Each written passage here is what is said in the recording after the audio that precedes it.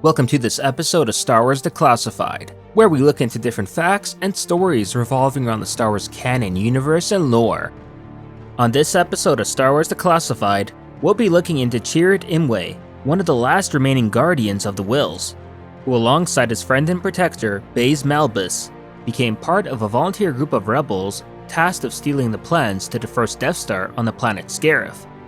During his appearance in Rogue One, Chirrut possessed some eerie skills in what seemed like the only way with the help of the Force.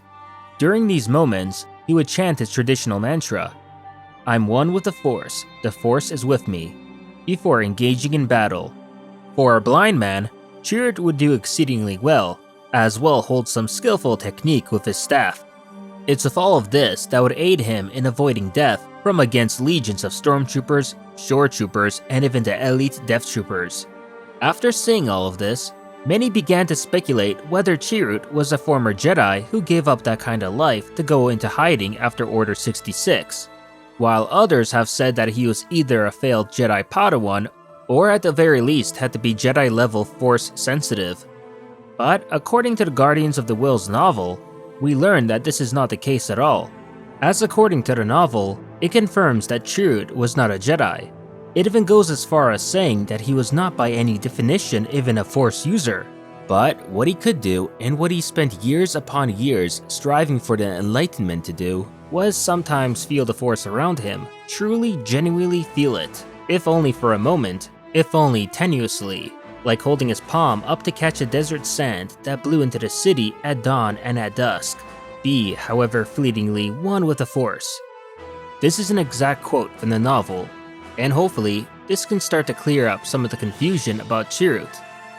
Yes, as a guardian of the Whills, Chirrut was a firm believer and worshipper of the Force, to the point where he was able to have the Force aid him from harm against the Sith-controlled Empire. With that said, there's a little bit more to this than Chirrut's deep religious attunement to the Force that allowed him to survive for so long, as his fighting skills were a completely different story and had nothing to do with the Force. As Chirrut was a practitioner of Zamashuo, a Jedi martial art originating from Jedha, also known as the inward eye of the outward hand. It is believed that this had similar effects and quite possibly cultural connection to ancient Jedi training, as the master of this art can perfect physical awareness. In addition, it is said to have also given him supernatural powers that would alter his heart and oxygen intake. Furthermore, Chirrut also wore a Echo Box transmitter on him at all times, which provided assistance in situational awareness, and in his staff contained a lamp powered by a battery and a sliver of a kyber crystal, which allowed for him to get a better gauge for where the end of his staff was, so he could hear both the battery and the crystal harmonic inside. So take all of this, along with the aid of the Force and also avoiding blaster fire, and it all starts to make sense why Chirrut, who was so skilled, was not and never a Jedi.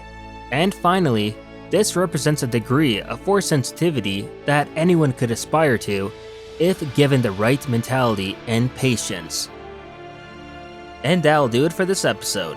If you enjoyed what you saw, please like and share it, along with subscribing to the channel to not only support it, but keep up with Star Wars news, gaming, and canon lore released every week. And consider following me on Twitter and Facebook to never miss out on the latest Star Wars related content. And if you want to support the channel, do check out our Patreon page. Along if you still want to continue the conversation, join us on the official Silo Discord server. Thanks for watching, and may the Force be with you.